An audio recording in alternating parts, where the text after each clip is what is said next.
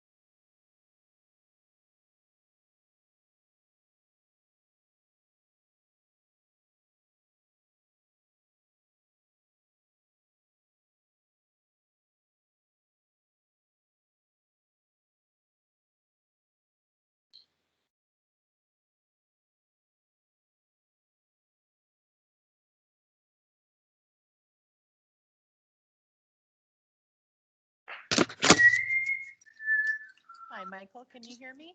I can. Can you hear me? I can. If I can just ask you to turn your microphone and your camera off, and I'll let you know when it's your time to address council. Sounds good. I can do that. Thank you.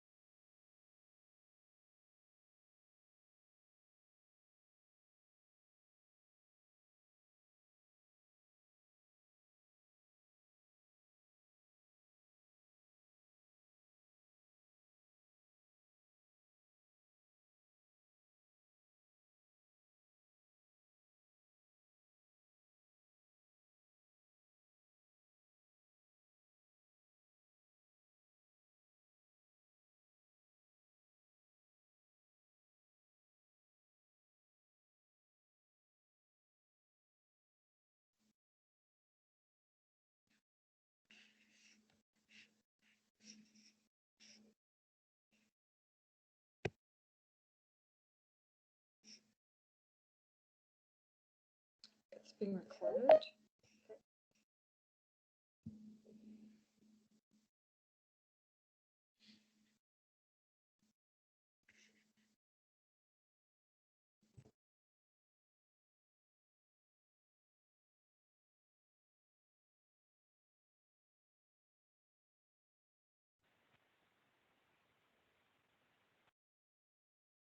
Hi, Ruth. Can you hear me? Yes, I can hear you. Great, thank you. If I can just ask you to turn your camera and microphone off, and I'll let you know when it's your opportunity to address council. Thank you.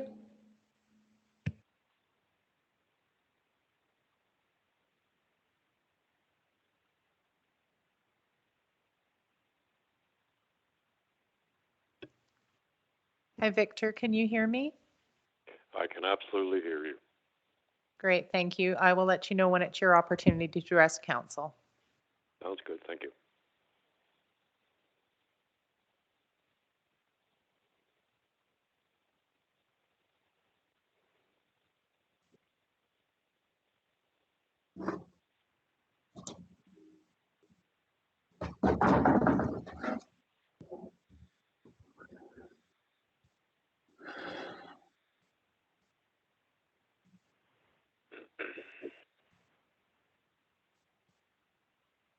Hi, Gary. Can you hear me? Yes, I can. Okay, great. Thank you. If I can just ask you to keep your camera and your microphone off until it's your opportunity to address council, I'll let you know. No problem. Thank you. Okay, that's everyone. Mayor Tate. Okay, great. Thank you very much. Good evening, everyone, and welcome to our regular council meeting of March the 8th. We're coming up on a year now since everything and the way that we have conducted our meetings has changed dramatically since that. On behalf of the district, I just wish to express my gratitude to all of the individuals, families, groups, organizations, employees, and so forth that have really stepped up to lend a hand, to support one another, to lift up others throughout this extraordinary time. I think we all have our own ways of describing this pandemic, so we'll leave it at that perhaps. And I just wish to thank council and our staff for continuing to do all the good work of our community, not only meeting the demands of the pandemic, but also finding ways to meet expectations of our residents and to plan for the future. So I just wanted to open with that remarks and also wish to acknowledge all the women that have served in local government dating back to pre-incorporation times, as it is International Women's Day today. And I'll give a shout out to my Councillor Logans for all the great work that you're doing, and Councillor McMath, she just joined us, so welcome and thank you for being with us. And of course, women do very well with the support of loved ones around them, so all of the men that are currently serving here, thank you for all the work that you're doing to support each other as well. It's all of us working together that makes our community such a precious one, and one that we're very proud to call home. And this type of this type of sentiment is one that certainly helped me, and I just want to give the recognition back to and give my thanks to my colleagues here. Okay, so on that note, I'm going to go right into our agenda and start off with a territorial acknowledgement to recognize that we are meeting virtually on the lands of the South Nation here today with gratitude. Ms. Machada, I see your hand is up here. Sorry to interrupt you. I just wanted to make you aware that the development variance permit is under reports, and it should be under, it should immediately follow adoption of the agenda, as we would have public input, and we do have 5 people that have joined the meeting to speak to that item. Okay, so that'll go after item 6 then. Okay, we'll reorder that when we approve the agenda then.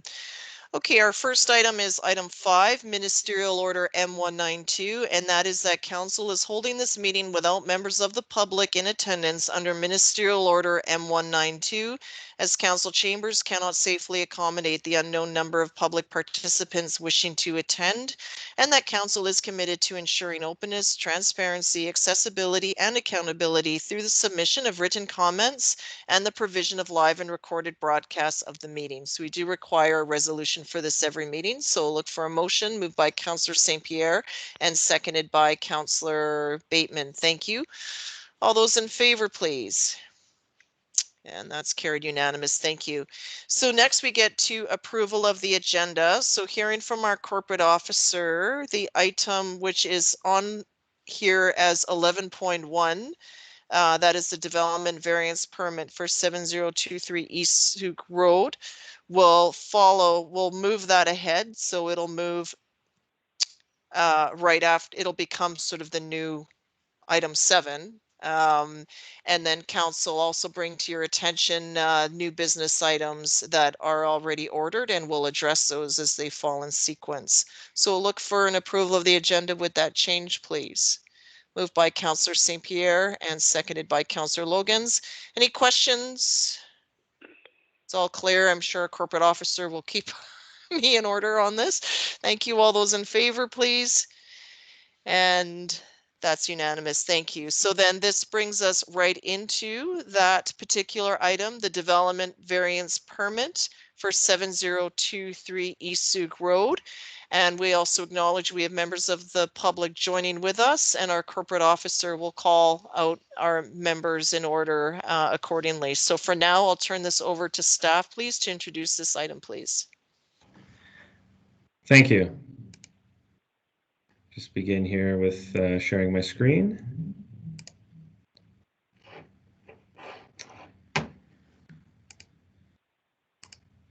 All right. This development variance permit is for the purposes of permitting the construction of a modified rural collector road cross-section design to a portion of East Sooke Road, which is approximately 245 meters in length, and fronts the property located at 7023 East Sooke Road to facilitate a strata lot subdivision within the Silver Spray Marine Estates development. The applicant's requesting a variance to the subdivision and development standards bylaw number 404 that include allowing a modified rural collector road in lieu of the required urban suburban collector road, and 2, to modify the rural collector road design standards as per the cross-section drawing from 1.5 meter paved and 1 meter parking lane along a 65 meter portion of the road frontage, and include a 1.5 meter gravel trail for the majority of the remaining northerly road frontage. Located at the boundary between the Capital Regional District's Juan de Fuca electoral area and the District of Sooke, the subject property is moderately steeped, undeveloped, and has a portion of its rear parcel line bordering the Sooke Inlet before Simpson Point, and is approximately 3.38 hectares in size. Subject property is currently zoned comprehensive development 3-B, the Silver Spray zone, under the zoning bylaw that's in place, and as well is noted as the comprehensive development designation in our official community plan.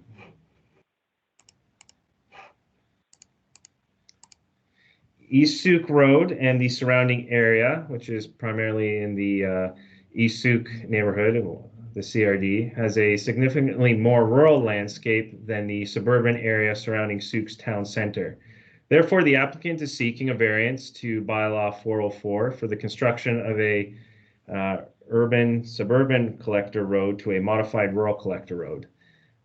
As I mentioned, the request also includes a modification to this rural collector road for the portions of shoulders, as well as the parking area, and also a gravel trail for the majority of the northerly road frontage. And you can see here on the map roughly the portion of road frontage that the strata lot subdivision encompasses.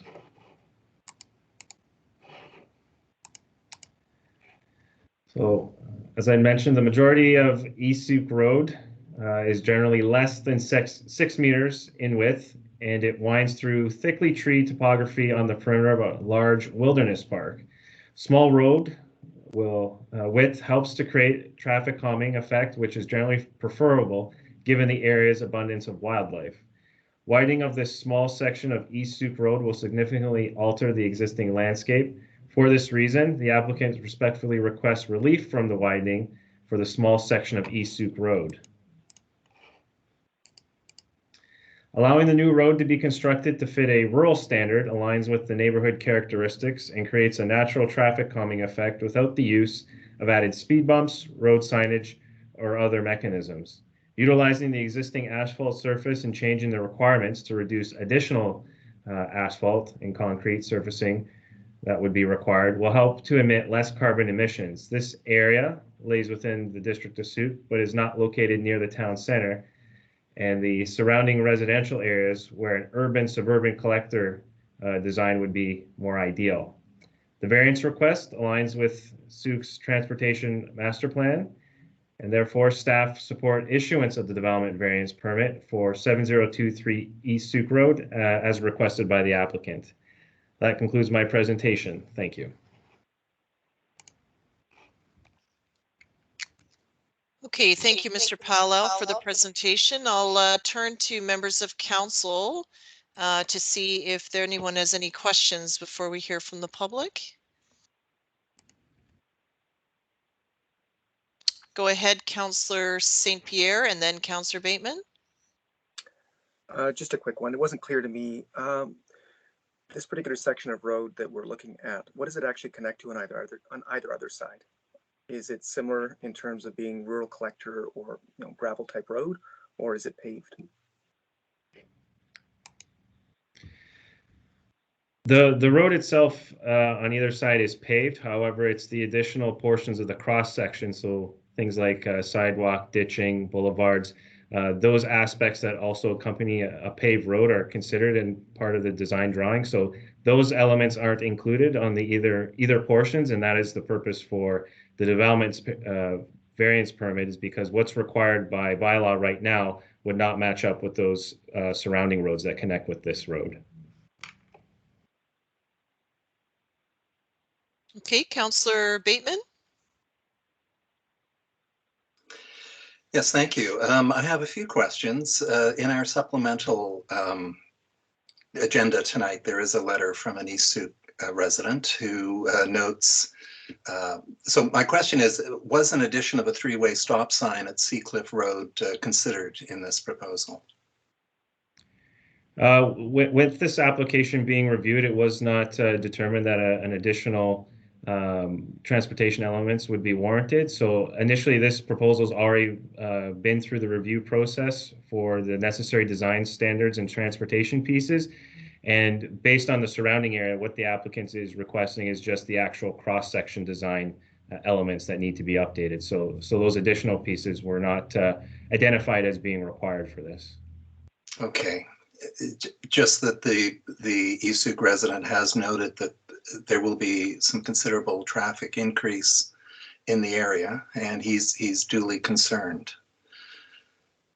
And his feeling is that the rural road standard is not going to calm the traffic to his satisfaction at any rate. I'd like to ask about the parking lane that will be created.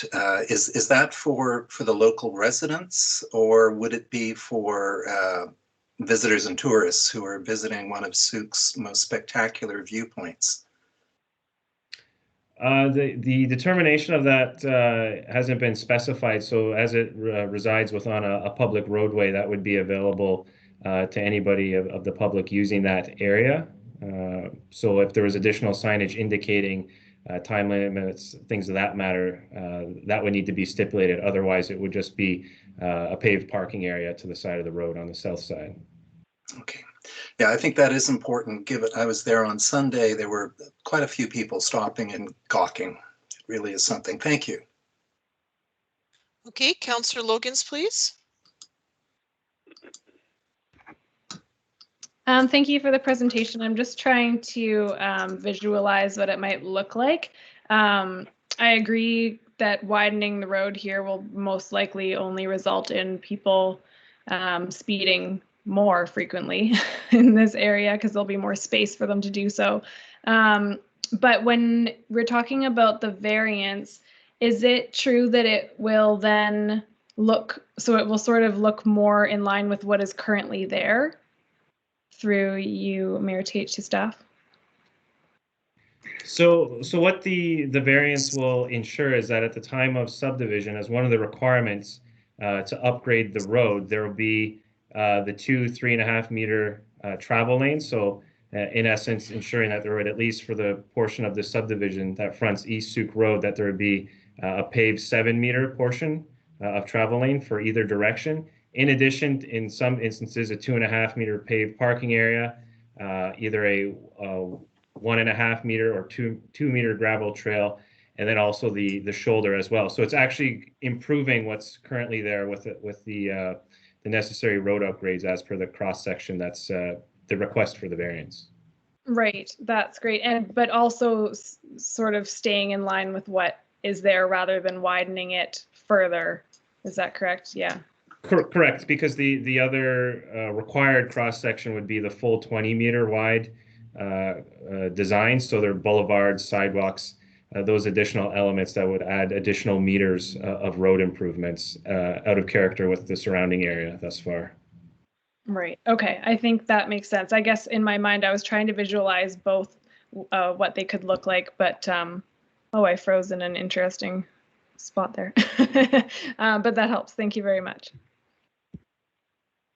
Okay, any other questions from members of council?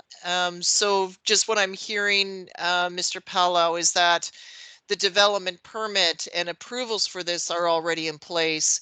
Tonight, this variance is just to do with the road, the type of road that would be constructed here. But in terms of units and other, or not units per se, but lots and other pieces, that has already been approved.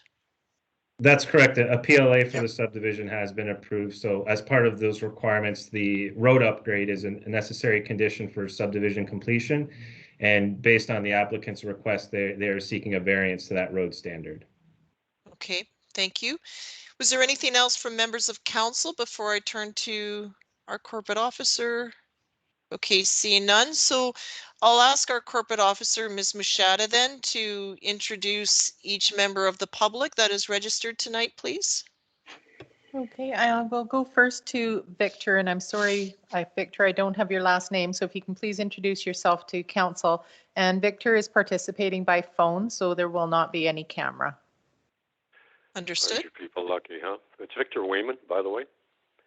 I'm a resident in East Sooke. I have been for going on 30 years, 28 and a half years to be exact. And I've traveled East Sooke Road, the last 25, 30 years. And I like the design on East Sooke Road. As someone else mentioned earlier, it's a calming design. And the real road that I live on Cole Road, comes out onto Lanalar Road. And Lanalar has a design flaw in it, where when a 2.5 acre subdivision went uphill on Lanalar, the road had to be built to highway standards, quite wide as a matter of fact. And then it narrows again before it hits East Sooke Road. And where that road narrows down, people swerve over to move over to accommodate for the narrower public road. And it really throws some of the drivers off that coming towards them. So I'm dead set against this kind of widening and then narrowing down again. On top of that, East Sooke Road, when Silver Spray was envisioned and the road was done, the road was already widened from Pike Road, slightly wider than East Sooke Road. And that's the width of that road all the way out to Sooke Point. Now, I don't know the issues about that were raised earlier about a three-way stop sign. And I only know of one resident on that road, and he's right there at the corner. And the rest, there's nobody else there. The farm's at the end. It's a dead end. It's a cul-de-sac. So I don't think that would be an issue. What I don't want to see is East Sooke Road all of a sudden becoming a wider area for a short distance before you hit a corner. And like one of your councilors mentioned, what I've seen on Lanellar Road is people speed up on the wide portion. And then they got to hit the binders and move over to the left, startling some of the drivers coming towards them. And so this is one of the reasons this variance was requested, is to keep the rural ambiance along there and match the roads that are in the immediate area and all the way to the end. And that's about it. Thank you. Thank you, It's Mr. Wayman, is that correct? Yes, it is. Yeah. Okay, thank you, Mr. Wayman, for joining us tonight and for sharing your comments with us. We appreciate your time. Thank you. Okay, thank you, Your Worship. Next, I will turn it over to Carolyn Hahn. So Carolyn, if you'd like to turn your camera and your microphone off, it's your opportunity to address council. Hi, I'm Carolyn Hahn. I live actually on Seacliff Road. Mr. Wayman was incorrect when he said there's only that one resident. I live right across from that one resident. I also know that there are the potential of 3 homes being built on Seacliff Road within the next year or two. So and there's traffic to and from the farm on Seacliff, which is a private road. Our concerns with that private road, notwithstanding the road narrowing going on to East Sooke Road, is going to be parking in the area, which I suppose is going to be another issue totally. With regards to narrowing the road, I don't know how many of the councillors have been out there. It is a dip in the road. You come up over a hill, you go down the road, and then you go up to the right, up to the other side. Narrowing that road, you're going to have people coming down the road, going fast, a little bit in supporting of what Mr. Wayman said. The road's going to be narrower. I'm very concerned that with the amount of traffic as well, presently, notwithstanding the building and all the trucks that are going up and down East Sooke Road, it's very disturbing. And I know in Silver Spray, going further into Silver Spray, there's the Sooke Point there with all the vehicles. Many people that aren't familiar with the area, it's pitch black there at night. Again, that's something, there's no traffic lights or anything. And I don't know if you've done a study to the amount of traffic that's going down that road, if you've put up a traffic counter, what's been approved, and looking at the number of cars that could potentially be using that road. I don't know if that has been done by council, if anyone can provide that information. And I think basically that's all I have to say. I would be against the road narrowing. Okay, thank you very much for joining. Mr. Paolo, are you able to respond to the questions or the concerns raised by our resident? Certainly. So just to provide clarification, what the report was identifying was that there are portions of East Sooke Road that may be 6 meters wide in pavement. And so what the cross section is requiring, and this is still a requirement of the one that is currently in place as part of the conditional subdivision approval, is to have that 7 meter wide. So increasing it to an insurance of 1 meter addition for a total 7 meter wide travel lane. So 3.5 meters in one direction, 3.5 meters in the other direction. So the portion of road which most people are familiar to will either remain the same if it's already that required 7, or be increased to meet the 7 meter requirement. All other elements of the cross section design is looking into the incorporation of the sloping at the sides of the road, as well as the shoulder, the trail, and the addition of the parking at the southerly end of the subdivision road. So the travel surface, the travel lanes, those are 7 meters and should not be decreasing in size. Okay. Thank you, Mr. Paolo. I'll ask Ms. Machada to introduce our next speaker. Okay, the next speaker is Gary Labossiere. If you could please turn your camera and your microphone on and address council. Hello, can you hear me and see me? Yes, we Excellent. can. Thank you. Okay, thank you for the opportunity to comment on this application. Unfortunately, it only arrived in my mailbox on Friday, and I did not have the opportunity to review agenda and background rationale until actually late today. So this has been a useful conversation so far. As I understand it, the proposal seeks to downgrade the road design requirement from urban suburban to rural collector, and then further downgrade it to narrow it to permit parking through the elimination of one shoulder in one area. I've got a number of concerns specifically associated with the risk of accidents and access problems. The short stretch of road that we're talking about here is probably going to have the highest home density of anywhere along East Sooke Road, with the eventual completion of the 13 lots in my subdivision, VIS 5700. By the way, my address is 7190 Seacliff Road, and I will be one of the homes being built in the upcoming couple of years. So we'll have 13 lots there. We've also got 19 lots on the Silver Spray Marina development going in, of course, which is contained in the subdivision that's being discussed. That's also combined with a marina and a clubhouse, so considerable activity there. East Sooke Road is continually seeing increased traffic with ongoing development all the way along Silver Spray Drive, all the way throughout to Sooke Point. The adjacent marina development, the ongoing home building I just spoke about on Seacliff Road will pose further increases in congestion on what is already a blind corner for us at Seacliff Road. This is on top of the existing traffic to and from Spirit Bay Farm on the end of Seacliff Road. Now that corner has always been quite dangerous and very difficult to pull out when you're pulling out from our Seacliff Road onto East Sooke Road, from Seacliff Road onto East Sooke Road. Corner's blind, as I already mentioned.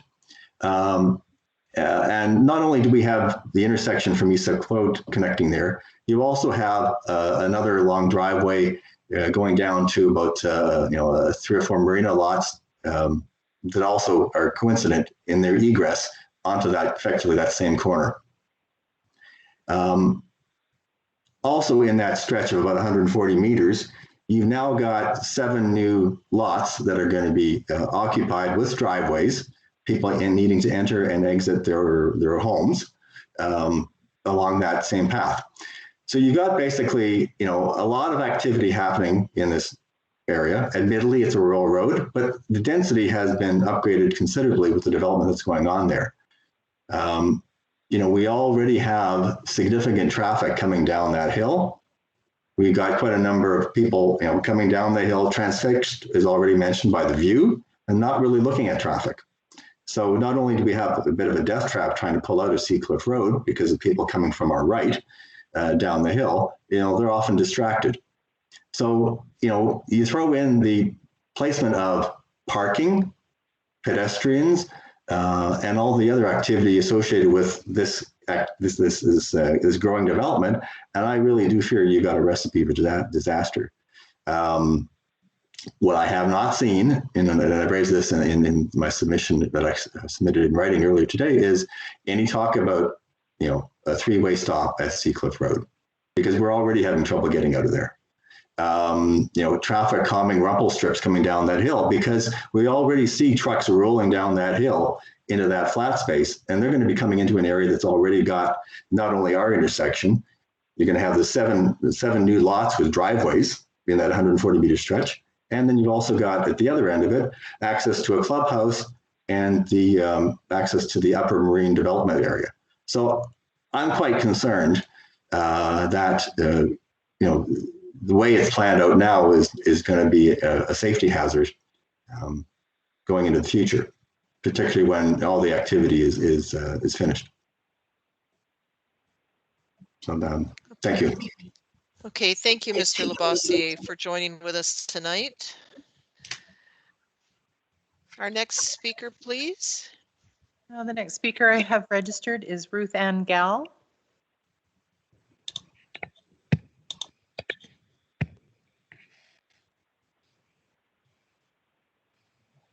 Good evening. Hi, my name is Ruth Ann Gall, and I'm at 7230 Seacliff Road. So I'm at the lot that's next to the farm. And I very much appreciate the opportunity to speak this evening and to hear everybody else speak as well. I guess one of my concerns is where exactly is the parking going to go at this stage of the game? Because we're talking about the south side, but I'm not too sure if we're talking about the south side of the road or, so that I don't really understand. The other one is I was not aware of what the full transition, and that by going to what we already have, the road would have to be widened. So as long as the road is not made narrow, which means from what I hear is it's going to be the same width as it is currently. That is the concern we have, is that road not become more narrow. And from what I'm hearing is that is not the case. So I think by being here at the meeting, I understand more of what's going on. So I do appreciate that. We just have some concerns because we are owners who are in the area. We're currently planning on putting in a permit this year to build. So we just have concerns. And so if the council can just address them and ensure that it's all going to be okay, I guess that's the way to go. So thank you very much. Thank you, Ms. Gell. Perhaps if you can stay on the call after we hear from all the speakers, I'll ask our staff, just so he's getting ready, Mr. Palau, if you can again show us the map where the parking would be so that we can answer that for Ms. Gell. And then also within our report, there's sort of the cross section of the road that is being intended, and that might help make that clear where the parking, where the trail is. And then on the map, if you could just indicate which side that would be on. Thank you. So I'll ask our corporate officer for the next speaker, and then I'll just get Mr. Palau to confirm that. Thank you, Your Worship. Our fifth and final speaker is Michael Thornton. Okay. Hi, folks. Hi. Thanks for conducting the meeting. Hope everybody's well. For those of you, probably everybody knows that I'm the original developer of the Silver Spray lands.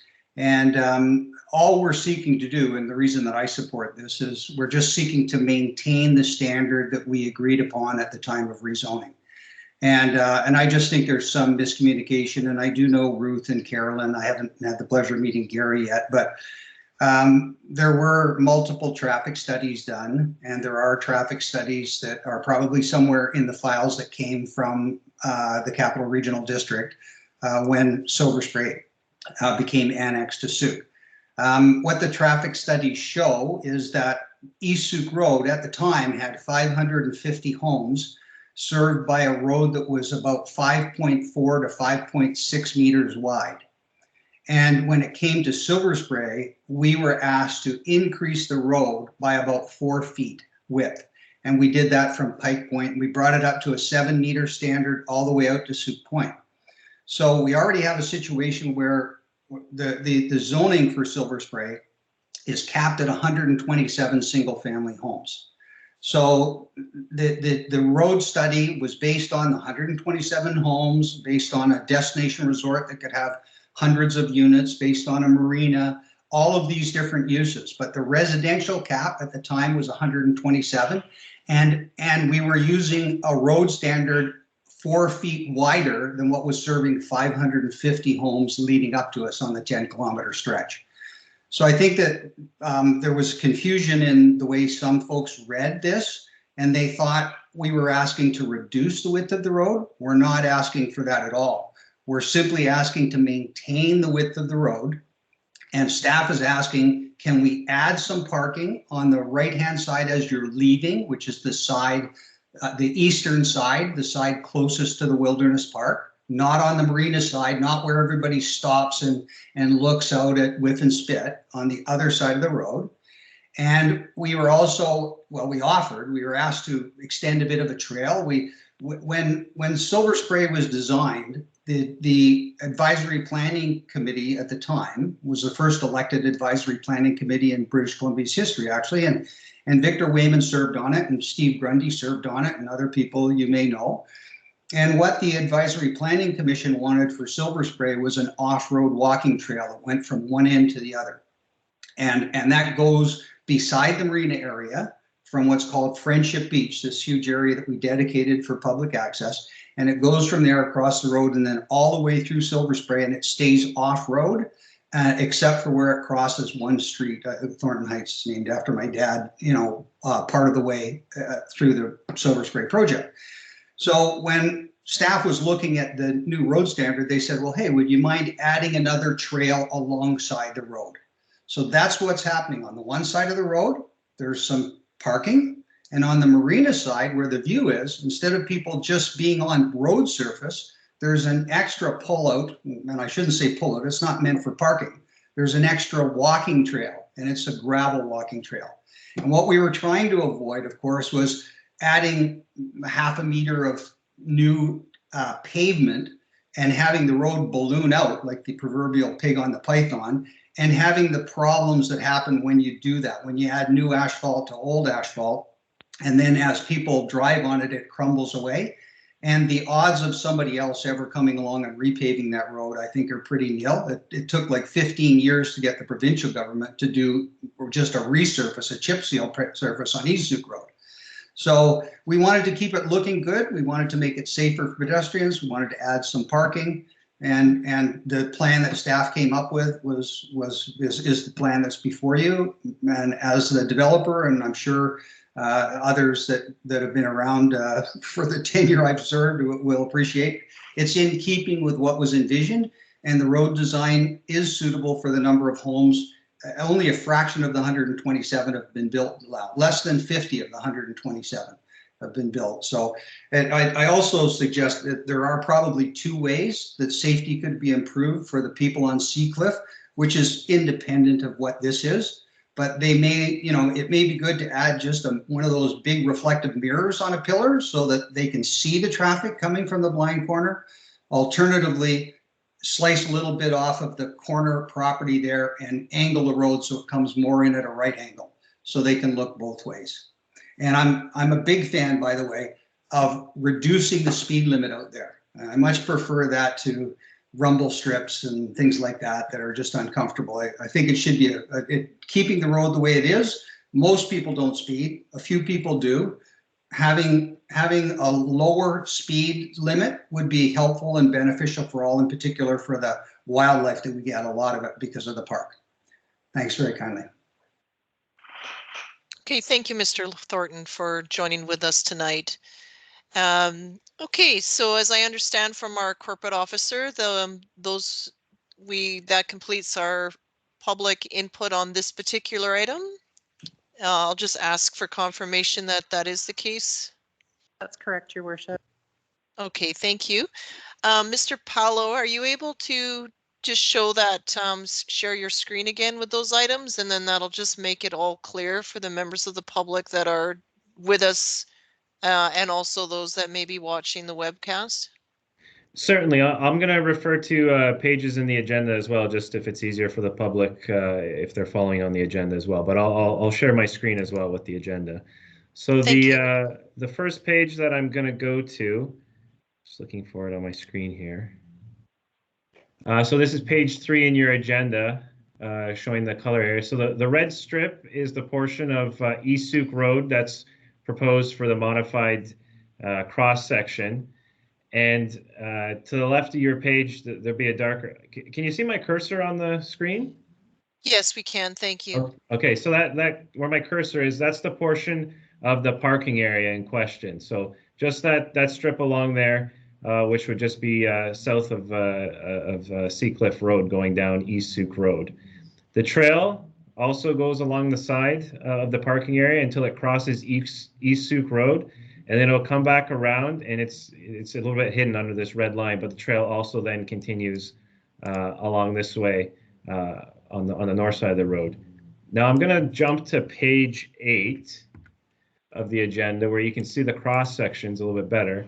So this first one on my screen here on page 8 is of the report is the one showing the paved parking. So the 3.5 and the 3.5 meter travel lanes, so bringing the total road travel area for vehicles to 7 meters wide, a 1.5 meter shoulder on one side, the 2.5 meter paved parking area, and then that gravel trail that I had mentioned goes along the side of the paved parking area at 2 meters. Now, when that goes further up East Sooke Road towards the CRD boundary, that now shifts, so the parking has been removed. You still have the 3.5 and 3.5 for total 7 meter cross section for travel lane. You now have a 1.5 meter shoulder on one side as well as the other, and then the gravel trail has now gone to 1.5 meters for the extent. And that's the entirety of the two cross sections that would make up for this stretch required as part of the subdivision. Okay, that's great. Thank you, Mr. Paolo, just for confirming that, and I hope that provides a bit more clarity back to the residents that are with us today. Okay, so I'll go back to council, just having now heard from members of the public, the correspondence received. I just wanted to check to see if you had any follow-up questions for our staff. Go ahead, Councillor St. Pierre. This is less of a follow-up question for staff and maybe a comment for Mr. Thornton. I really appreciated the comment about its speed limit. I was curious as to whether or not, similar to West Hills, they might consider a smiley frowny face, which seems to be pretty effective. And I do appreciate also the residents' concerns with safety and traffic. So some of them have brought up some very good points in terms of where there might be some problem areas. And I hope that'll be taken into account. Okay, thank you. I'll go to Councillor Lajeunesse. Yeah, this question for Mr. Thornton. He mentioned that sort of realigning Seacliff Road so that comes in more perpendicular to Silver Spray Road or East Sooke Road, whichever it is at that point. Is there room to do that? There's that lot 7 and then lot 2. It looks like one of those might need to be adjusted a little bit to accomplish that. Is that right?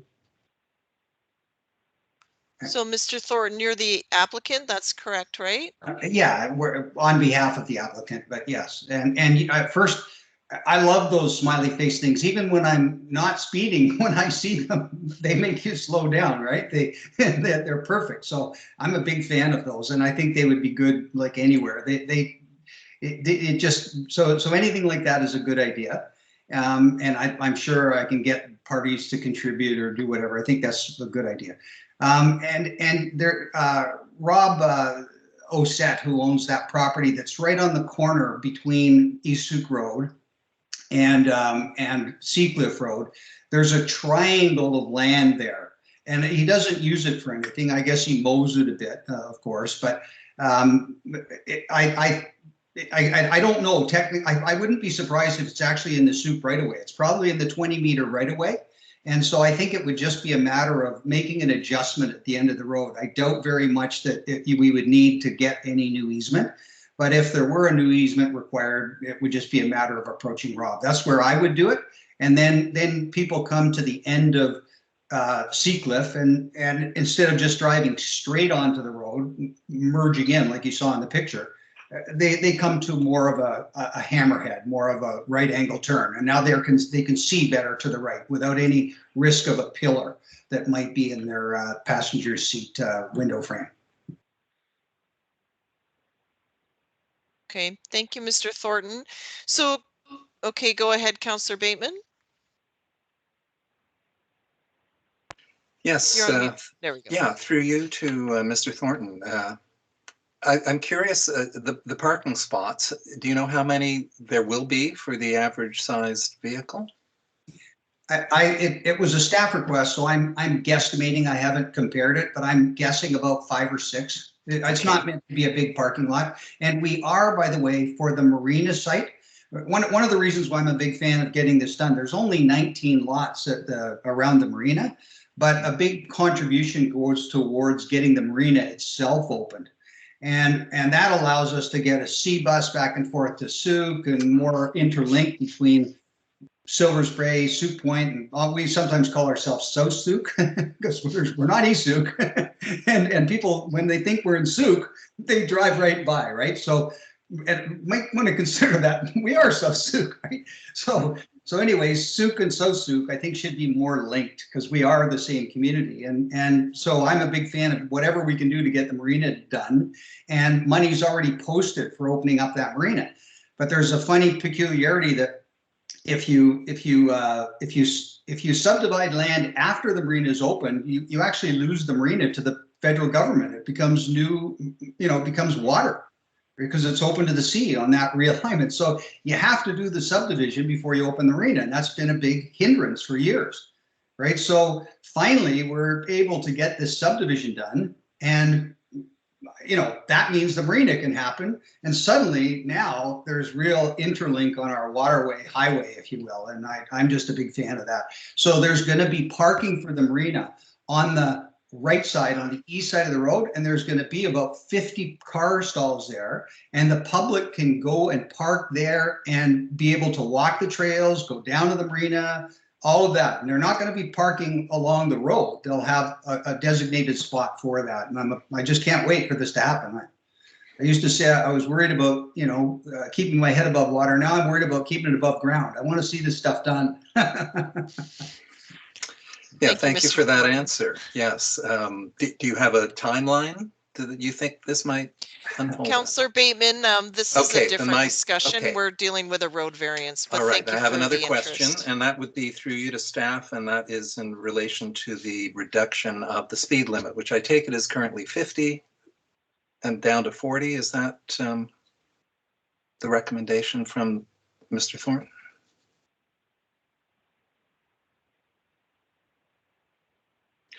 So that's a question through you to staff about how do we move forward with traffic calming through a speed limit reduction?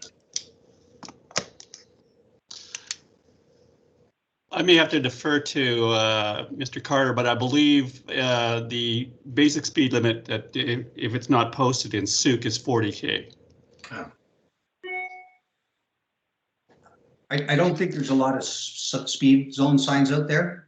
I'm sure we could put, come up with one and volunteer it in, because slower is better. Okay, thank you.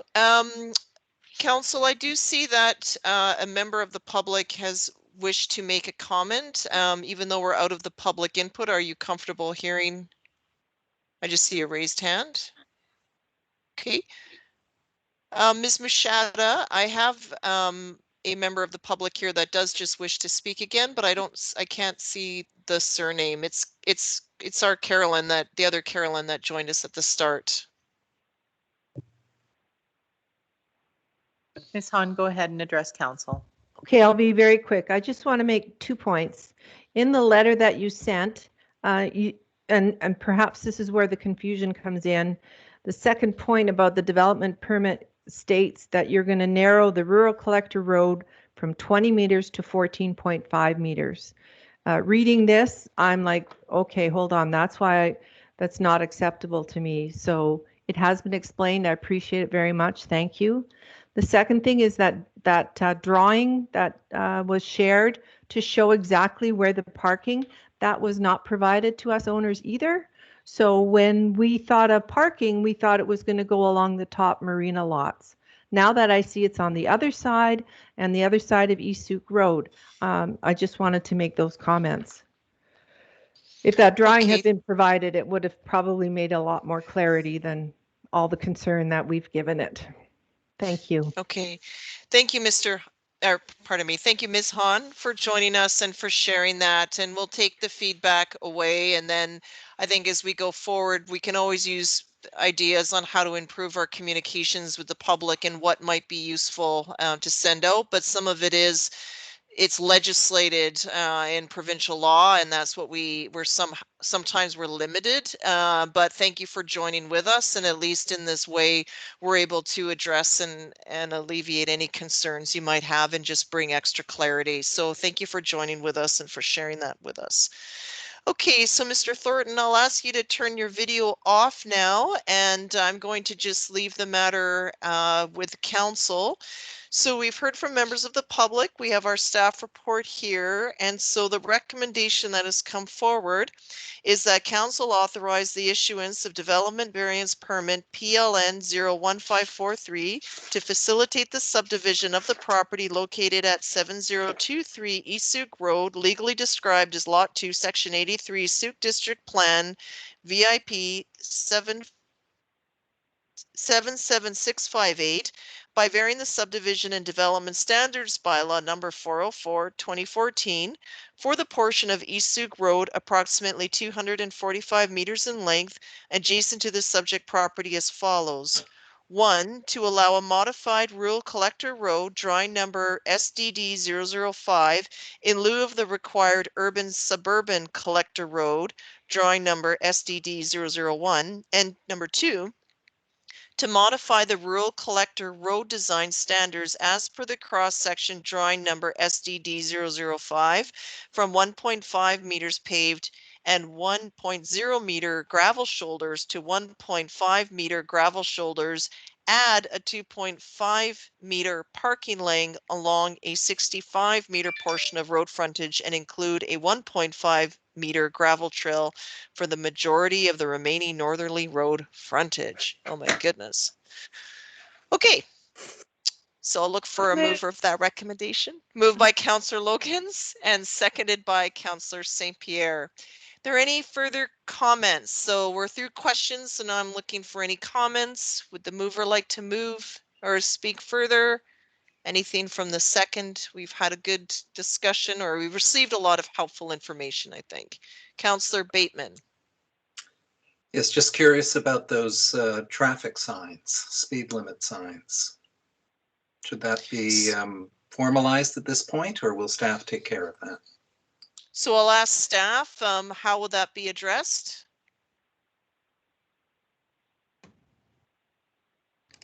Your Worship, it's in our traffic bylaw, and I'm just going through it here now. It's the maximum speed, if not posted otherwise, is 40K. So that's what it will be unless we want to reduce that. And I believe that the Director of Operations has the ability to post signage or any other traffic devices to control traffic. Okay. All right. Any other members of council? Seeing none, I'll call the question. All those in favor? And that's carried unanimously. Thank you, everyone. And thank you, members of the public, for joining with us, as well as the applicant. So going back into our, sorry, I thought I heard someone. So going back here, actually going to the order, is our next item up is adoption of meeting minutes. So here we have our meeting of February 16th, Committee of the Whole, and our February 22nd, regular meeting of Council. Look for a motion to adopt, please. Moved by Councillor Bateman, seconded by Councillor St. Pierre. Any questions, corrections? Councillor Bateman? Yeah, I just had one concern with the February 22nd minutes on page 9 of 13, which is page 19 in the agenda. And this relates to Guardian Village. And there's the minutes state, appreciation for the applicant's agreeance to adhere to the recommendations requested in this report. Now, I haven't replayed the video just yet, but I was pretty sure that the applicant stated that he'd like to let nature be and that he wouldn't be adopting the recommendations from Parks and Environmental Services regarding invasive species and replanting the site with natural species. So I'm just suggesting that that particular line may not be correct. As I say, I haven't replayed the video and I just raised that as a concern. Thank you. That is my recollection as well. So just ask our staff. So at this point, that would need to be addressed. So do we just can we just, would we postpone this to the next regular meeting so the minutes can come back? Yes, we'll review the video and make any corrections and bring them forward at the next meeting. Okay, so for now, I think Councillor Bateman, I just need a motion to postpone, because we've already moved and seconded this to postpone to our next regular meeting. Okay, So Councillor, so I'll move postponement of adoption of these minutes until our next council meeting. Okay, so procedurally, sorry folks, Ms. Machada, since it's already been moved and seconded, Councillor Bateman can make the postponement motion. Does he require a seconder as well? Yes, but I think it might be simpler to just remove February 22nd from the motion, if that's okay with the mover and seconder. Probably a lot simpler. Okay. All right. So we'll leave it at that then. Okay, everyone's nodding. Okay, all those in favor? And that's good. Thank you very much, everyone. Okay, so next up is item 8, report of our Chief Administrative Officer. So over to Mr. McInnes, please.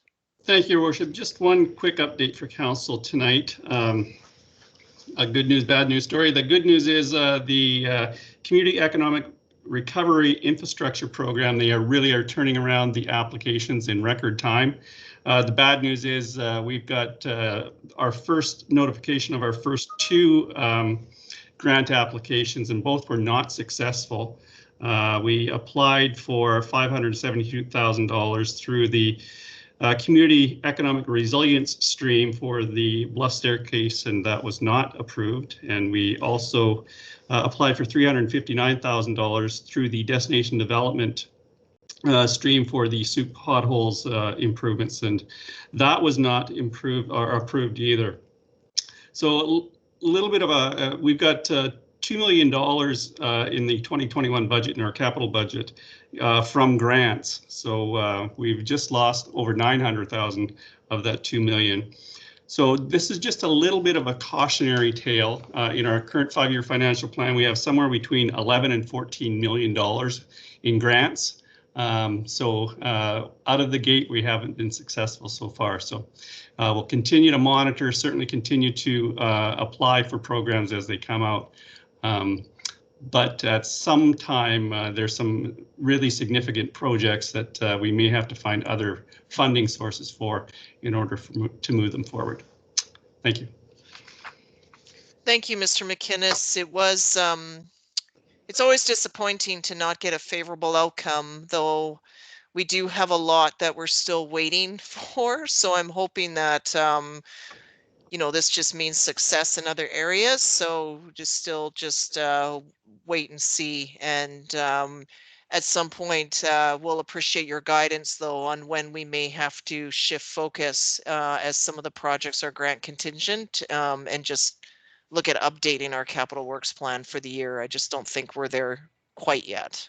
No. Okay, good. Okay, that brings us to item 9, our public question and comment period. So I'll just ask our corporate officer, do we have other members of the public registered on other items on tonight's agenda? Your worship, we do not. We do not. Okay, that's unfortunate. But I'm glad we had a good participation on the earlier item. Okay, so item 10 is our consent agenda. So I'll look that the items under 10.1 and 10.2 be adopted by general consent. Moved by Councillor Beddoes to adopt, seconded by Councillor Logans. Any discussion on any items or questions? Councillor Bateman? You're on mute.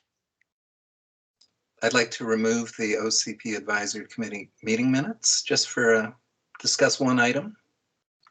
Okay, so we will deal with the other items then and then come back to that. So item 10.1 is removed, so it basically leaves the correspondence. So I'll call the question. All those in favor of receipt? Thank you very much, and that's unanimous. So now go back to item 10.1 for the meeting minutes. Go ahead, Councillor Bateman. Yeah, let me find the right material here. I just note that the OCP Advisory Committee will be hearing from climate experts, and I think that's fantastic. And I'm just wondering whether a fuller session, a kind of climate summit meeting to which council, district staff, the members of all our select committees, and even the public could be invited. We are on course, as the OCP vision statements states, to be a green and net zero community.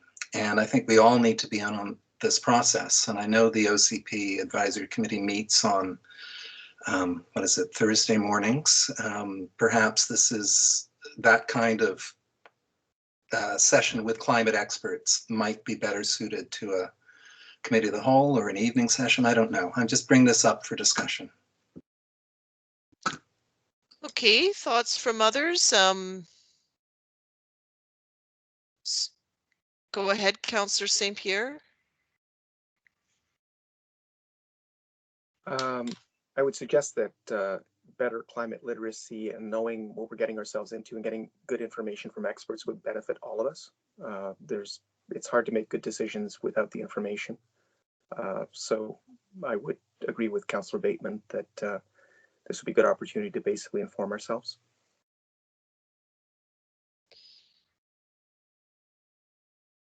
Okay, so I'm just trying to determine the ask because I didn't see that when I read through these. So I think this is a new business.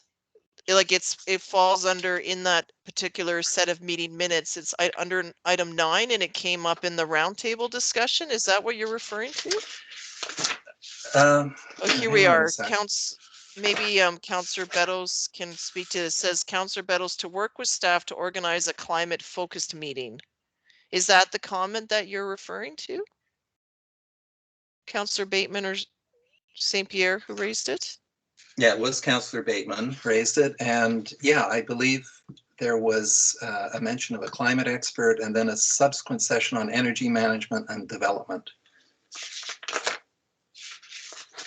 Okay, so I think it's the case where the OCP committee is committing to do their work, but what you could do is I would encourage you to put forward a notice of motion and then we can look at discussing that, finding out when, you know, because I don't want, we want the OCP committee to continue with the work that they need to do. However, obviously, if a more fulsome sort of community discussion is a benefit, I would just put forward a notice of motion and then it could list out more in particular. We could have that debate and that discussion, look at resources, timelines and all that sort of stuff and have that as well. Okay, deal. Thank you. That works. Councillor Beddoes? Yeah, just a very good point. And that was an ask of the committee, and I have not heard back from staff on you know, how they're going to go about that. That's sort of not for us to organize. It's staff and the consultant to bring those people forward. There was a desire from the committee for more information. It's you know, a big question mark in the future, other than you know, not looking good in some respects. So we have that ask in and we'll see where it goes from there. But thanks for bringing that up. So there may be a timing there where it may work out to do some form of something to invite all the committees to. So I think it's just when staff reports back to the OCP committee, we can see what that looks like. They're obviously here and listening to this conversation, so we can see how that goes. I think with the discussion and my understanding of it is that the OCP committee was interested in having other people other than the OCP committee and the consultants, one being council members and other interested members. If we're going to get an expert in to talk about it, it seems that we should broaden it out. I believe that was the gist of what we were asking for, but I could get clarification. I'm going to talk to some of the people from the committee on Wednesday, so we'll see. Okay, that would be a good idea. So we'll see how that works out and go from there. Okay, so for now, this has been brought here to motion just to receive these minutes for information. So And then it was pulled from the agenda for discussion. So now it's already been moved and seconded though by the big motion. So I'll call the question then. All those in favor of receipt? Thank you. And that's carried unanimously. Okay. So I'll move on to 11.2, which is our license of occupation for the Sooke Harbor House patio. Over to staff, please. Perfect. Thank you, Your Worship. I'll just share my screen.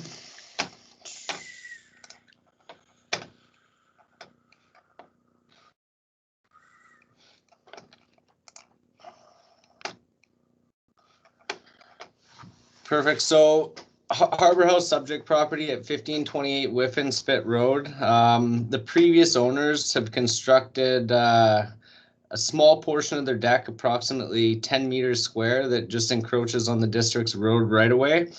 The new owners have now approached staff and are wanting to get a license to occupy in place and are wanting to work with staff to get this in place. Staff are requesting in this report permission from council to work with the new owners to obtain a license of occupation with a reasonable annual fee associated with it.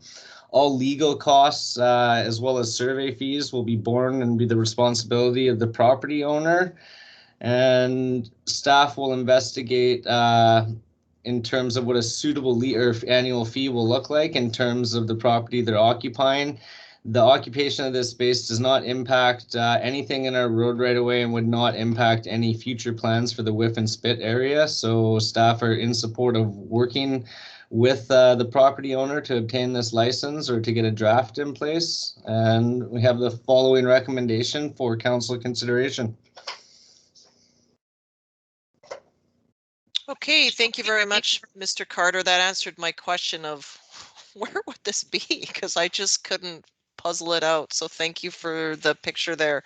So questions from members of council, please. I'll just need you to stop sharing your screen, Mr. Carter, so I can see council. Thank you.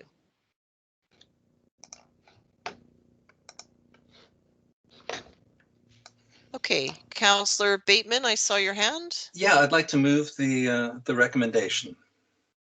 Okay, that is that council direct staff to work with the Sooke Harbor House to draft a license of occupation for council consideration, and that staff conduct an analysis to determine an appropriate annual fee for the license of occupation. So moved by Councillor Bateman and seconded by Councillor McMath. Any other questions or comments? Seeing none, all those in favor? And that's carried unanimously. So it's going to return to us in the next while, I would think. Okay, 11 point, thank you, Mr. Carter. Next up is 11.3, the records vault. So we have a report here. Looks like staff is finding some savings and have a bit of a different plan for the vault, which has more to come. I'll turn to our staff, though, if there's anything further to add than the report that's in front of us. Well, I just wanted to make sure that we had council support to issue this RFP. I think we're hoping to post it tomorrow. We did make a previous commitment that the vault we were going to purchase would be movable, but upon further investigation, it would have to be deconstructed to get it out of the space, and we don't feel that it could be reconstructed to provide the same protection, and that we can probably get just as big a bang for our buck by going with a fire protectant construction. Okay. Questions from members of council? Councillor St. Pierre? I'd just like to move the recommendation. Okay, that council endorsed the change in scope for the vault request for proposal, moved by Councillor St. Pierre and seconded by Councillor Logans. Anything further on the motion? Yes, just briefly, I really appreciate staff actually doing this work towards reducing the costs on the vault and following through on this. It's much appreciated. Okay, anything from anyone else? Nope. Call the question then. All those in favor? And that's carried unanimously. Thank you. Next up, we have some bylaws, and item 12 is bylaws. So here for adoption is that item 12.1 is that council adopt the bylaw cited as zoning amendment bylaw number 797-600-81-2020. So moving adoption by Councillor Lajeunesse and seconded by Councillor Logans. I'll call the question, please, on adoption. All those in favor? And that's carried unanimous. Thank you. Item 12.2 is the zoning amendment bylaw. So this here is that council adopt the bylaw cited as zoning amendment bylaw number 801 600-82 2021. So moving adoption by Councillor Bateman and seconded by Councillor Lajeunesse. All those in favor, please. And that's carried unanimously. And next up is item 12.3. So here we have the zoning amendment bylaw and a development variance permit. So I'll turn this to staff for anything for this report, please. No, I think this is all together as well. Is that, yeah, that would be correct then. It's adoption and then the variance follows. So this here is then that council adopt the bylaw cited as Sooke zoning amendment bylaw number 805 600-83 2021 and that council approve the issuance of development variance permit PLN 01533 for the property located at 5126 Sooke Road. So look for a mover, please, by Councillor St. Pierre and seconded by Councillor Logans. All right, I'll call the question on that. Anyone in, all those in favor, please? And that's carried unanimously. Okay, so we'll go into our supplementary agenda. 11.1 was correspondence. So 13.1 is the notice of motion from Councillor Bateman. Now, Councillor, there was, oh, I see a hand here. Ms. Machado? Sorry, Your Worship. We both, Jen and I think that you only did the adoption of the bylaw, but didn't do the issuance of the DVP on that last motion. I read them together. Okay, thank you. Okay, council confirms I read them together, right? Yeah, I did. Okay, thank you. Okay, so Councillor Bateman, you submitted a notice of motion, but I also saw that perhaps the full text of yours did not get provided. So I'm just it going actually to ask. was, yeah, it was updated on the very quickly by staff. So it reads as stated. Yeah. Okay, so this is here for introduction tonight, and that is that council directs staff and the Sooke Program of the Arts Committee to report back on the feasibility of creating a schedule of family-friendly public events and recreational opportunities in district parks through collaboration with Sea Park, community groups, and other potential partners. So this is introduced tonight and will be debated at our next regular scheduled meeting. Thank you, Councillor Bateman. So next up is item 14.1. This is correspondence that has been brought here for discussion tonight. So I'll turn to Councillor St. Pierre, please. I believe this is the correspondence from the Mallets with regards to the PACE program. And really, I was looking for an answer to their question in the correspondence, which is, given that PACE now seems to be an option in BC, which previously it wasn't quite, they were wondering how available is it in Sooke? So are Sooke residents at this point able to actually access this financial tool for energy retrofits in their homes? And that's a question to your worship to staff. Okay, would staff have that answer? I'm not sure if Ms. Gray has heard anything different, but I'm not sure that this the legislation is in place yet. To have this as part of the assessment process and then the financing over a long period of time. That's my understanding. I'm not sure if Ms. Gray has gotten anything different from the provincial government. All right. Ms. Gray, I see your hand.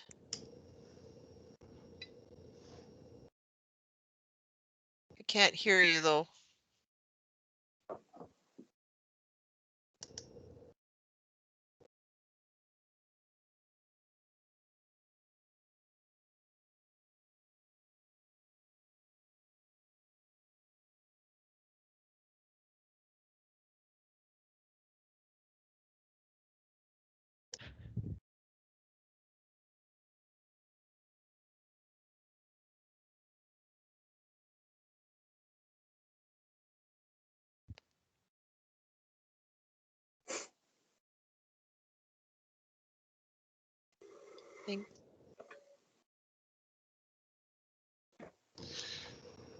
Your Worship, we may have to bring this back. And we'll endeavor to have an answer for Committee of the Whole a week from tonight.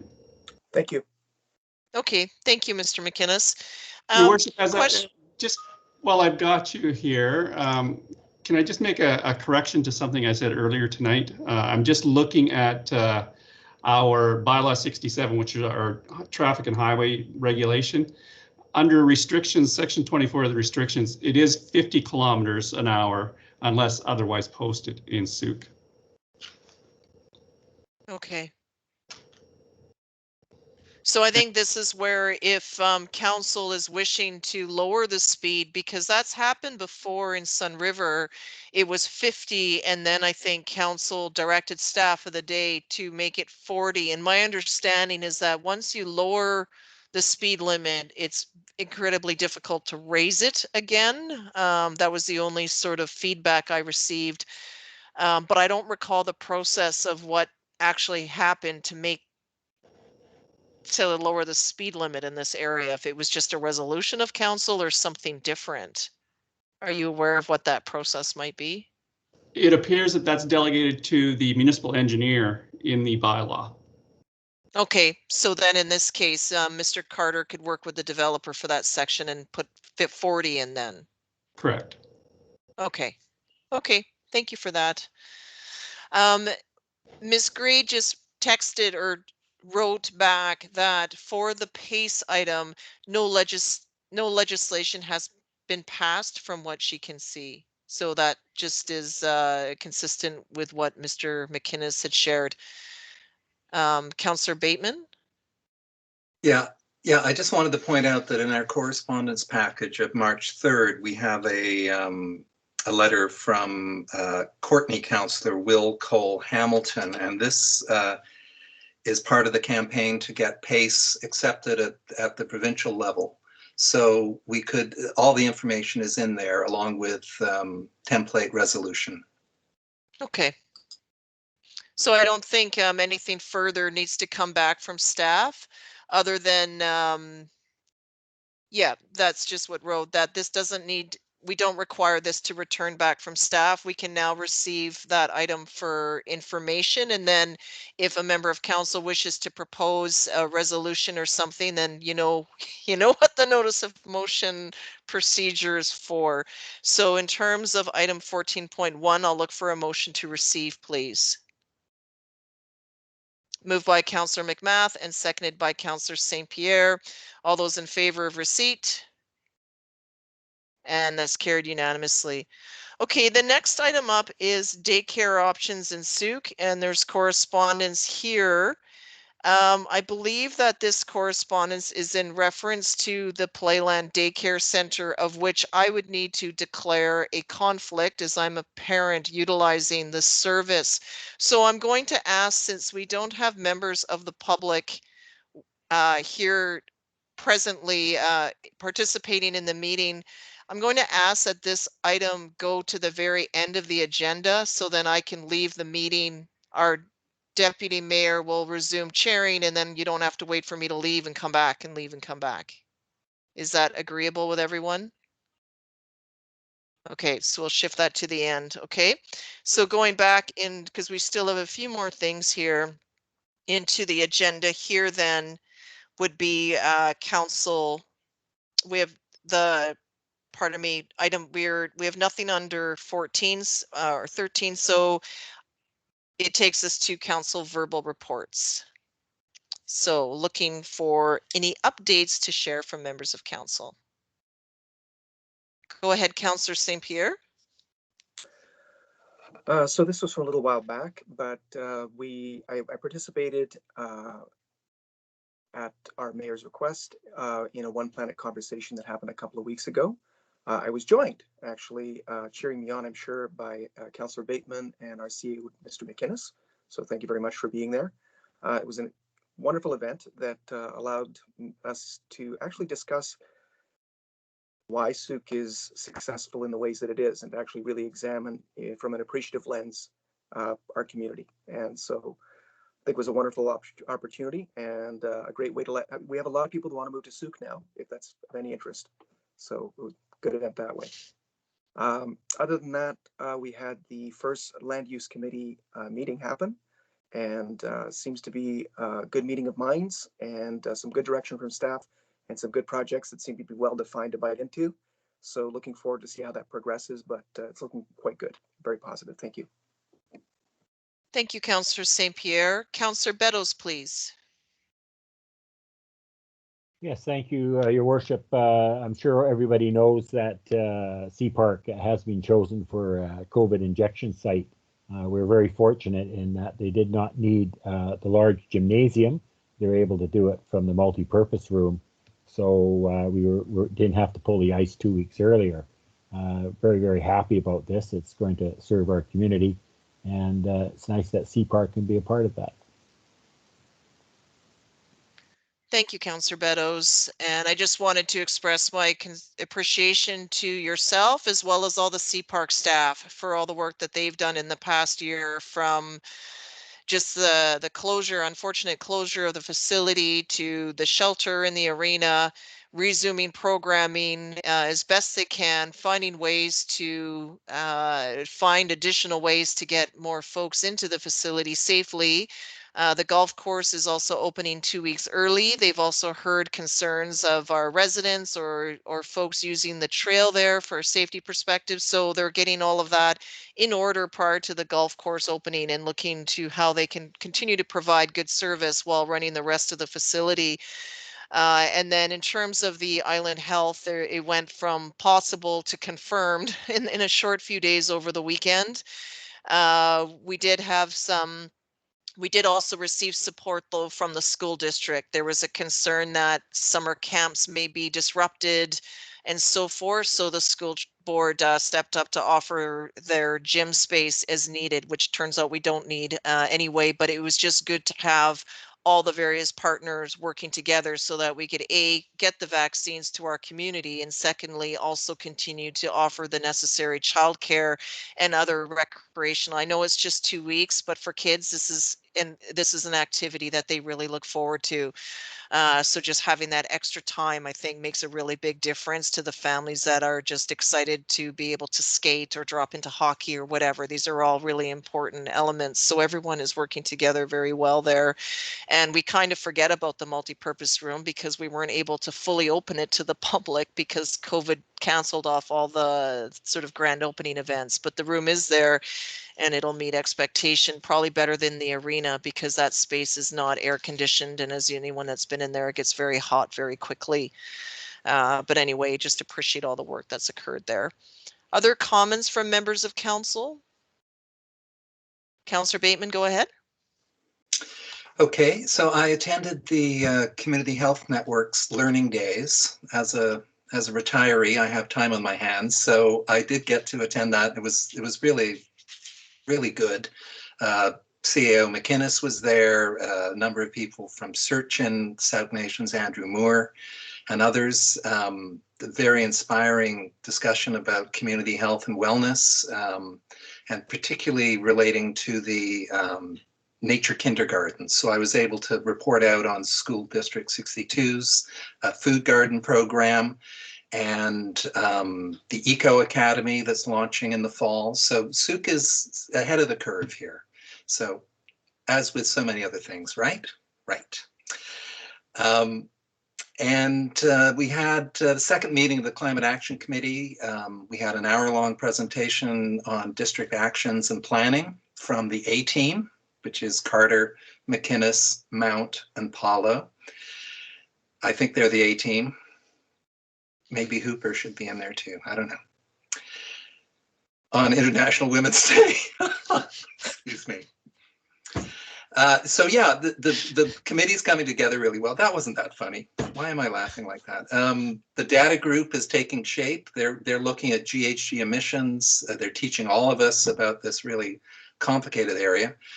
Adaptation mitigation groups are taking shape, and there is also an education and engagement group, and that is looking at our strategic plan back when we first formulated it had the section implement a citizen call to action for the climate emergency.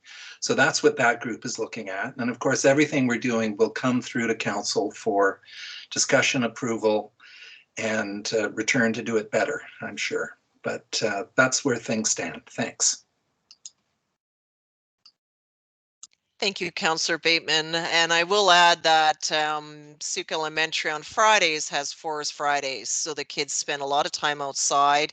They were down the Keene staircase, and then last week they were over visiting the library construction site and talking about the library. So they're getting out and about, which is great. But that's sort of the theme on Fridays. I just want to also include Rachel Gray in that A team, along with everyone else in the leadership team. Excuse me. Okay, well done, Councillor Bateman. Other comments from members of council? Councillor, whose hand was that? Councillor Lajeunesse, go ahead, please. Yeah, I just want to report that we had our second meeting of the Community Act Dev Committee, and Mr. Paulo and Mr. Carter both presented all the sort of projects that are in the works. I think that was very helpful for the committee to hear, and I'm looking forward to the next meeting because we've got a great group of people there, and I think we're going to get things moving along. Excellent, thank you. Okay. So I'll share a few updates. I did participate in a webinar through the Federation of Canadian Municipalities today, and it was to recognize International Women's Day, building inclusive communities through action. So a lot of my role on that webinar was to share learnings out of the international mission that I was on in Cambodia that supported women, and how that contrasts or compares with barriers that women here face. And so it went well this morning, and was glad to participate in that. I'll be doing another presentation tomorrow with the Sooke Region Lifelong Learning. So it's looking at, the question was, how do we see Sooke growing in the next 10 years? So my intent is to share what I know, what is planned, and where the community has an opportunity to participate. So it lands and ends quite well, or hopefully my presentation will come together and will end well with discussion of why the official community plan is so important, and that this phase of the planning is all around growth. In terms of the OCP, I did have a podcast interview with the Capital Daily that recorded Saturday morning, and I think it was tweeted out today. So that also occurred recently. We heard that Dr. Henry is, I saw a tweet today that Dr. Henry is instructing all university campuses to gear up for full return to full participation this September, which is really good news. I imagine that students that have put any learning on hold are very excited to hear that. And I raise that because it also answers a question for transit. As you know, I sit on the Transit Commission, and it's difficult to plan transit 18 months in advance when the pandemic keeps disrupting pieces. But now that we know that, I think the commission staff will be sort of going backwards to figure out what to do for service level planning and so forth as we head in as things change, but as transit can plan for the fall. As you know, we have adopted, the Transit Commission has adopted the Sooke Transit Area Plan, and in that has capital and upgrades to infrastructure, as well as the need for more routes and buses. So I'm hoping now that as we know more, the planning can be done, and then I'll share more of what that looks like for Sooke in the coming months, hopefully. On another note, as you may know, I chair the Health Committee with Island Health now on a co-chair basis.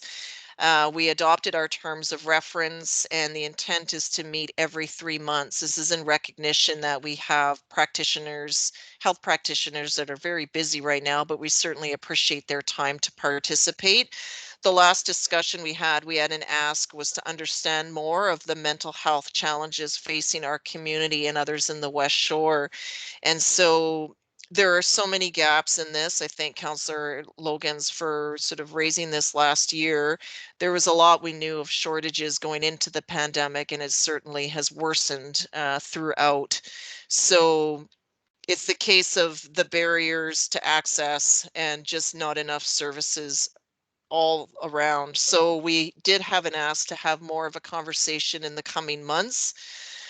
In the meantime, though, I was on a meeting with other mayors today, and there's been talk about some advocacy work that comes. I raised what I know, which is very little about the mental health challenges out here, and I ended up volunteering to pen a short piece of the advocacy document. So we'll be looking out to our community stakeholders to ensure that I have the necessary pieces there. The challenge that I learned with Island Health is that, like physician recruitment, finding the specialized practitioners is an ongoing challenge. There isn't an abundance of family doctors out there, as you know, and those that are in high demand. Looking for the psychiatry or the specialized care is equally as challenging. And so that is something that we need to know. But if everyone's working together, we'll hopefully have some success. Sooke has found tremendous success with health. And I feel that we could do the same way through having these community conversations. But there is an urgent short-term need, and how we respond to that is also complex. And I just find, as a mayor, going from conversations on what development variance permits are into mental health is a lot. And it just, again, talks about how challenging and rewarding and demanding our work can be, but also how many different pieces, when they say that we're the first point of contact, they're not kidding when they say that, but it also means that I don't accept downloading from federal, provincial governments from responsibilities that they also have in this together as well. So there's more on that to come. And other than that, it's just carry on as best as we can and stay well. So anyway, I thank Councillor Bateman, who will be thanking you in advance for attending the Capital Regional District Board meetings this week. My father has an important medical appointment that I need to attend with him in person, and it's right in the middle of the day in the Royal Jubilee. So thank you very much for going through that 1,000-page agenda and preparation for those meetings. So on that note, the other piece I'll raise was, I keep talking about e-com and the concerns of the policing impacts and the changes in our community. Still waiting for that information to come from the province. I have received some comparative data from other mayors, though I don't want to say that that's what our expense will be, because I don't know that for sure. But so more will come, and there is a scheduled meeting for this Friday for all impacted communities. So Mayor Sebring from North Cowichan is coordinating out of his office, and the impacted municipalities will hopefully attend, and then we can share what we've learned, what we know, and what we need going forward there. So a bit more on that to come on policing.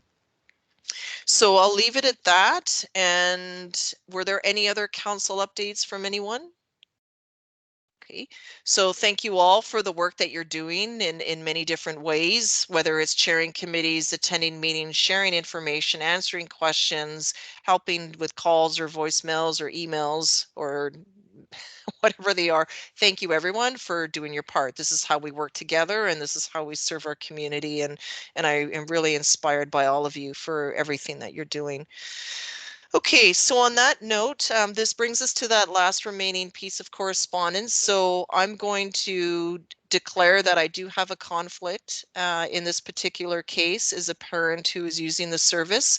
So I'm going to ask our Deputy Mayor, Councillor Logans, to chair the remaining portion of the meeting, and I'm going to sign off now. I wish you all the very best, and I'll see you soon. Thank you, and Tate is leaving. Tate out. Just give her a moment to sign out. There we are. All right, Council, we're at item 14.2, daycare options in Sooke, correspondence brought forward by Councillor St. Pierre. Councillor St. Pierre, did you want to discuss this item? Yes, briefly. I wanted to bring this item forward simply because I know that staff is working hard on trying to help Playland and trying to find solutions and options, but I don't think that necessarily the people that are corresponding with us recognize that that work is ongoing. Also, that council isn't necessarily in a position to actually make any changes at this point in time. There's been no application. There's been no variance brought forward, no rezoning brought forward. Council is actually not part of that process. And so I was hoping, first of all, to point that out and bring it forward, but also potentially to ask Mr. McInnes to speak on the good work that staff is actually doing in terms of actually trying to find solutions. Thank you. Mr. McInnes, do you have anything to add? Nothing much to add other than certainly it is a priority, and this particular zoning and piece of property, it'd be nice if we could just continue to carry on as it is, but my understanding is the owner is looking to sell, and that creates some issues and some issues with our zoning bylaw and some of our other legislation. Working hard to try and find solutions, and part of the issue that I think Councillor St. Pierre is talking about is most of this stuff is delegated authority through Bylaw 705. So we will do our best to try and find a solution and get an application in. That application may or may not be approved through the delegated authority, but there is a reconsideration clause in that bylaw. So if there is something that comes forward and through delegated authority it's denied, there is an avenue for it to be reconsidered by council. So we'll certainly keep council up to speed, and I think all of us on the administration side are working hard to try and find a solution for this one. Wonderful. Thank you, Mr. McInnes. Any other comments from council? All right, wonderful. Thank you very much. We will move on to the final item of the evening, adjournment. Motion to adjourn by Councillor St. Pierre, seconded by Councillor Beddoes. I'm lagging. All in favor of adjournment? Unanimous. All right. Thank you very much, everyone. Thank you, council and staff and members of the public who commented tonight. Have a great evening. Good night, everyone.